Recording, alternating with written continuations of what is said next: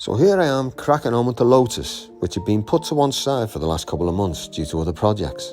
Now, two jobs I've been meaning to get around to are replacement to the fuel lines that go to the carburetors and a new throttle cable, which has also seen better days. Now, these fuel lines, because of their unfortunate positioning and design, often become frayed and leak, and because they're situated just above the distributor and surrounded by intense heat, these are also a potential fire hazard.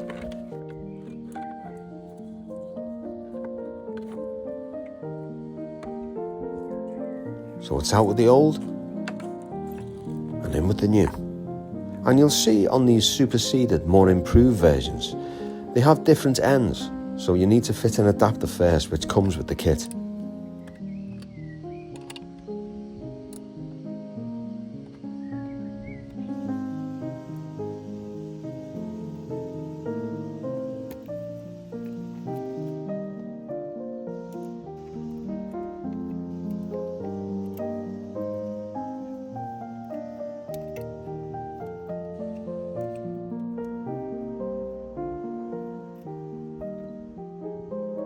The next job is a bit more problematic. Because of complete inaccessibility, you'd have to remove the front seat, the steering wheel, and the entire pedal box if you want to get to the top of the pedal where the throttle cable connects. But I'm improvising, as usual, by cutting a small access hole in the box section above the pedals in the engine bay to easily access from above. But be careful not to cut into the steel sections on either side, and therefore compromise the structure or the integrity of the car.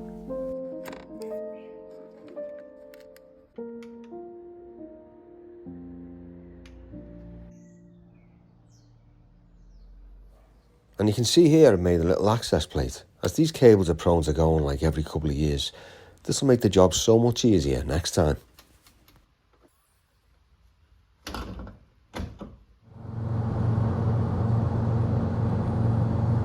Okay, so I'm just on my way down to the Midlands to the Avro Pro people.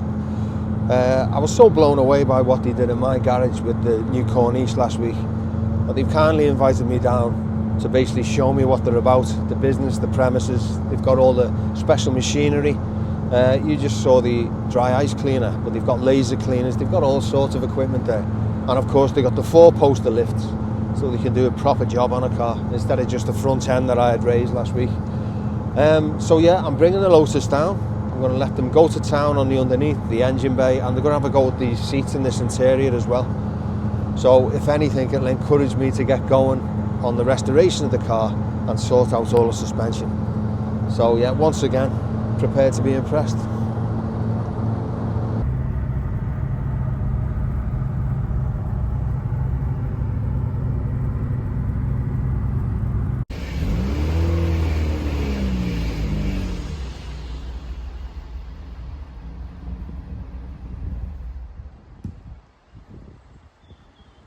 All right, guys. Hi, Gary. How you doing, mate? Good to see you again. How you doing, Paul? How are you, mate? How are you? How you doing? You all right? Yeah. What have you got for us today, then, mate? It's a 1970s Lotus Elite. Now, it's incredibly original. The interior, the paint, well, everything about it's original, really. Nice. So, Jim, you tell me. Okay, great stuff. Well, initial thoughts, I'm thinking we'll have a go at the engine bay, get that nice and clean. Yeah. Go over the wheels, get them looking as they were factory. Yeah. They're in really good condition, actually, aren't they? Just need a bit of a touch-up. Yeah. I mean, they were kind of dull from the factory. Yeah, you see these polished up, but that's the original. Yeah, that cast the original metal look. Yeah. Definitely. And then after, we'll get it up on the ramp and have a look, see what we can do underneath for you. Yeah. Well, let's start with the engine and have a gander under here. Right, okay. It's dirty.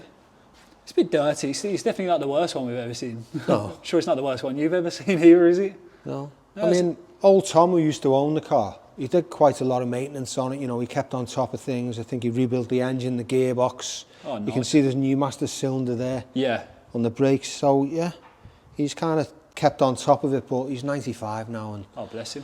so I'm the new custodian. So it's down to me now to take it to that next level. Taking on the torch. But try and keep it original as well, you know. Yeah, ice. That's what we're about, mate. That's dry ice we restore, don't replace when we can, definitely. Yeah. No, that's what I like about it. It doesn't really destroy what's already there. It just takes the layer of dirt or rust or oil off, which is exactly what we want, really. Yeah, we'll get it looking as original as possible.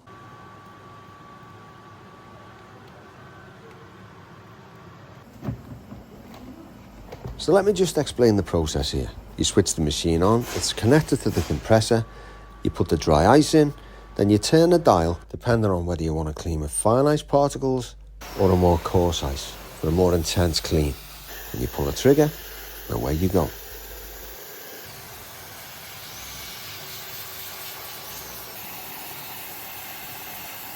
And here, as you can see, I'm just adding a few little touch-ups as we go along, just to complete the job.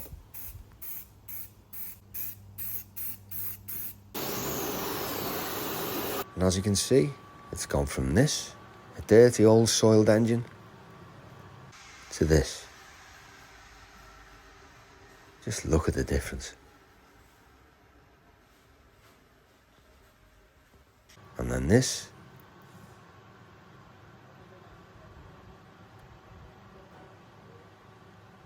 To this.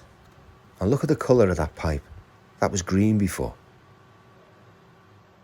And then it's over to Jim, who explains the machines in detail. Yes, mate. So we've got the 022 machine. So this is like our detailing tool. It's our entry-level machine. So you could do things like alloys, engine bays, interiors with this. Yeah. You know, cloth, Alcantara. Seats and that, yeah? Yeah. Headliners. Only thing he doesn't like is leather. Just because you can take, with any of the ice blasting, you can take the die out. Yeah. You can cause thermal shock because it's skin effective there. So was this more for like the home mechanic? Yes, yeah. So or a mobile detailers. It's a good tool for them. You don't need a massive compressor to power one of these, so it's ideal. So that's the one you used at mine last week, wasn't it? Yeah. So this is the 030. This is a step up. So with this machine, we can pretty much do anything on a car with ice blasting. Under seal removal, the full shebang, surface rust, that kind of thing. This one could blast up to 10 bar. But still, it's not a massive jump in terms of cost between that one and that one. But what about compressors? Will that work off a smaller compressor than this one? Much smaller compressor. That one, you only need about 30 CFM to run. This one, it can go up to a maximum of 88. Again, the bar pressure, that one's 8 bar worth of pressure. This one, we're going up to 10. Yeah. And then the other three here, these are a bit extreme for cars. To be honest, they're a bit overkill, but they've got lots of different applications, like building restoration, heritage, that kind of thing.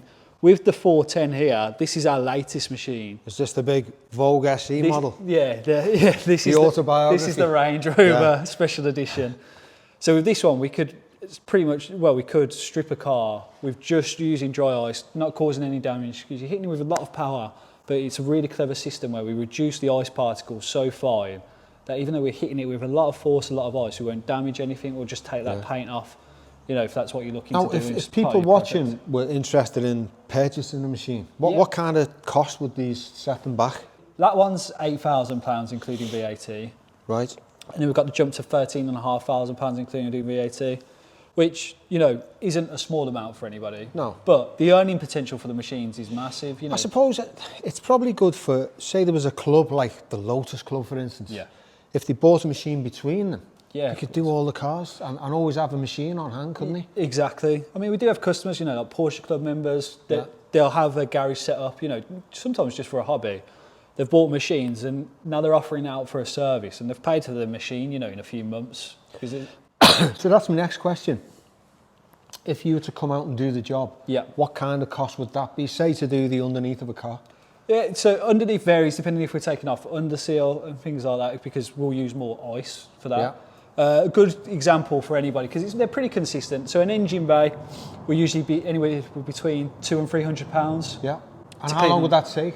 Within 2 hours, you should be able to get an engine bay nicely blasted and looking really good. Depends how dirty it is, really, isn't it? Yeah, exactly. And how it's been abused over the years. If you've got something that's been looked after, it's not too bad. I suppose the dirtier it is, the more ice you're going to use, and all those factors need to be taken into consideration, yeah? Exactly, but equally, the better the finish, the end result, the customer blows them away. And people do clean engine bays, obviously, at the moment, but, by hand and chemicals, and they can spend up to a day doing it, so the time-saving factor with these, it's much easier as well. Well, I know if you get a proper detailer in to do your car, they take like 2 or 3 days on it. Yeah. And it's a lot of money, but there's a lot of work involved. It entails an awful lot, so you can understand it. It's hard work as well, isn't it? From doing the cars, you're putting a lot of effort into it sometimes, aren't you? So we're trying to take away that element.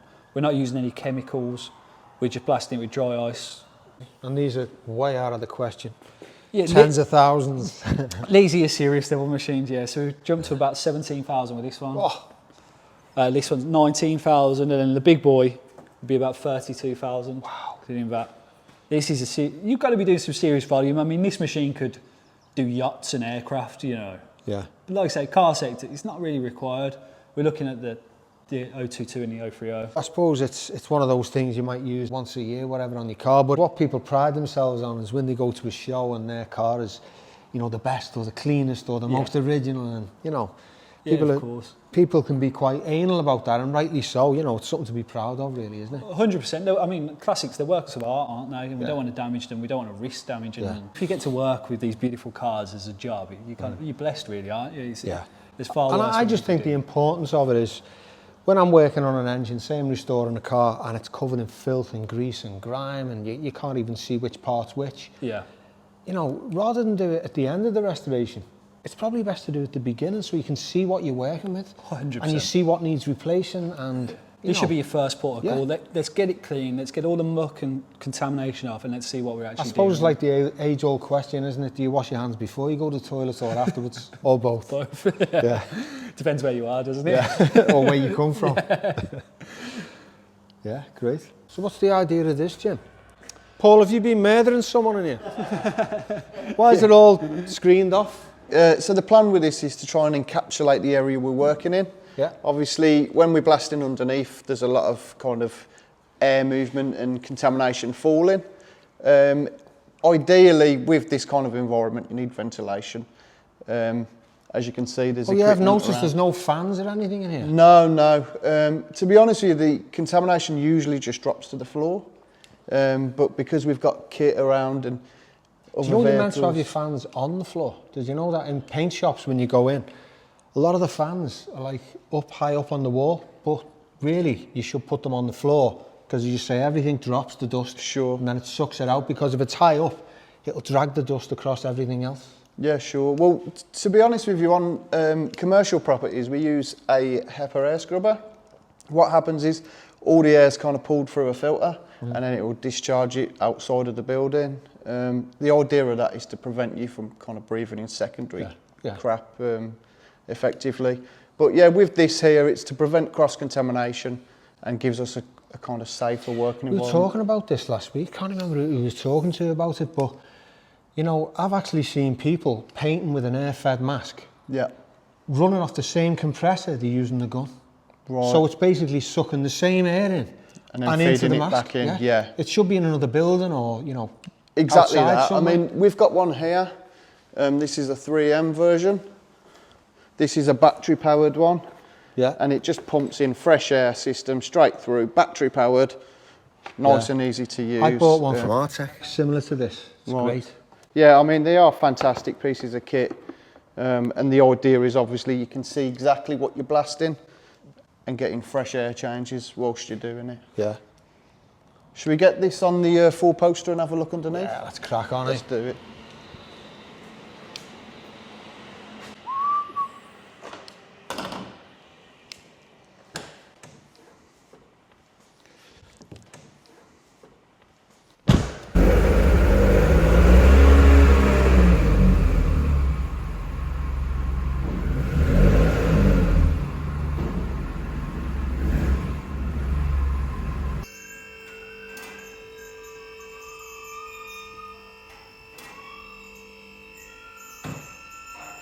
So what do you think, Lewis? Obviously, you know, like we discussed before, I prefer it to be clean so I can see what I'm working on. Yeah. You know, before I replace all the suspension bits and bobs. I mean, I need a new shock there, that's basically collapsed.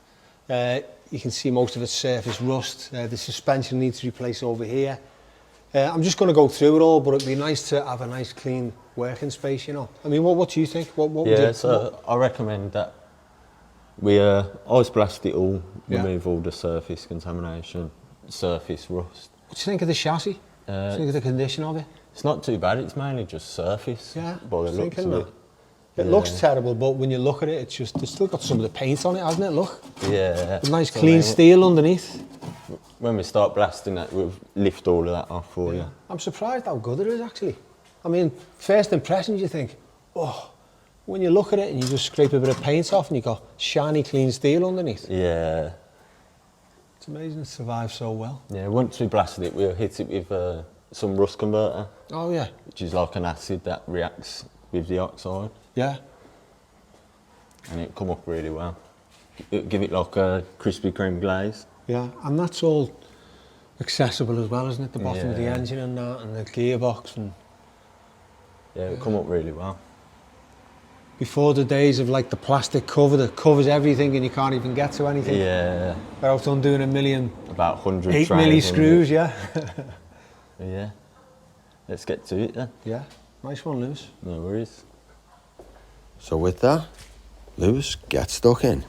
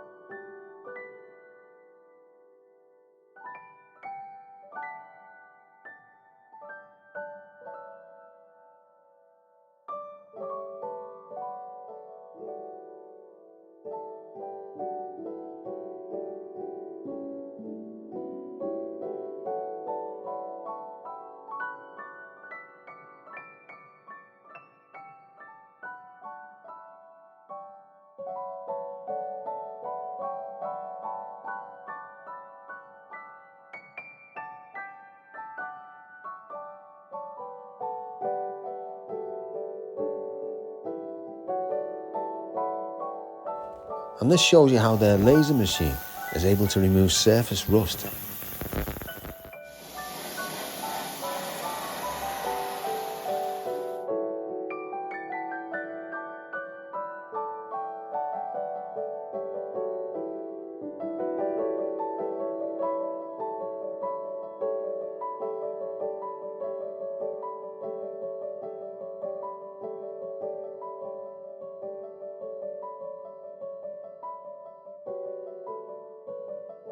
The next day I popped back to check out the results. What do you doing, Jim? Mate. You okay? Yeah, so how did you get on? Yeah, excellent, mate. Let's have a look. You can see the difference. It's absolute game changer underneath. Oh, wow. Oh, and that's that rust converter, yeah? Yeah, so we dry blasted to get all that contamination, nasty bits off.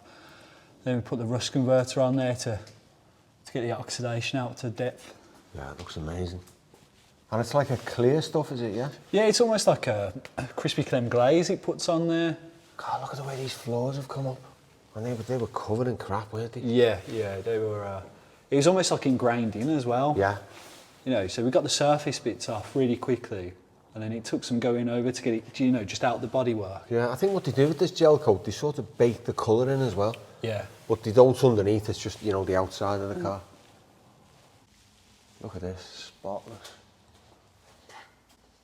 It's just nice to see what you're working with now. I can replace all the suspension bits and the shocks and the springs, and you know, it's a nice clean job. It goes from being covered in grease and oil and crap and whatever else to a nice clean working surface where you can see everything and you see all the bolts. Oh, it's great. Yeah, we haven't hidden anything, we haven't covered anything up. We've just got you a nice blank canvas to start with. And things like brake lines as well. And yeah, look at that. Yeah, lovely. Oh, well done, Jim. I'm over the moon. Well worth it. Our pleasure, mate. And I think the viewers can see that it's something well worth doing on their Classic, you know. 100%, 100% for, you know, value, longevity of the car, definitely. Yeah. Well, I'm thrilled to bits. Top man. Thanks very much. No problem, buddy. Appreciate it.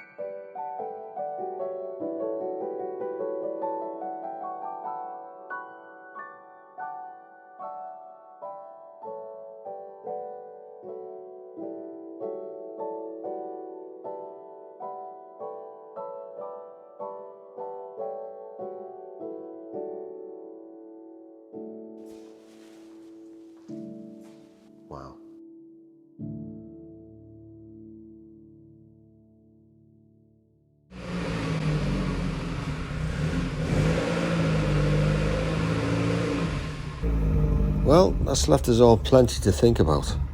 I'm delighted with the results, and I know I'll be doing this to all my cars in future. So a big thank you to Avro Pro, and more importantly, thank you for tuning in. Thank you for watching this episode of Classic Obsession. If you enjoyed it, don't forget to like and subscribe. And see you all next time.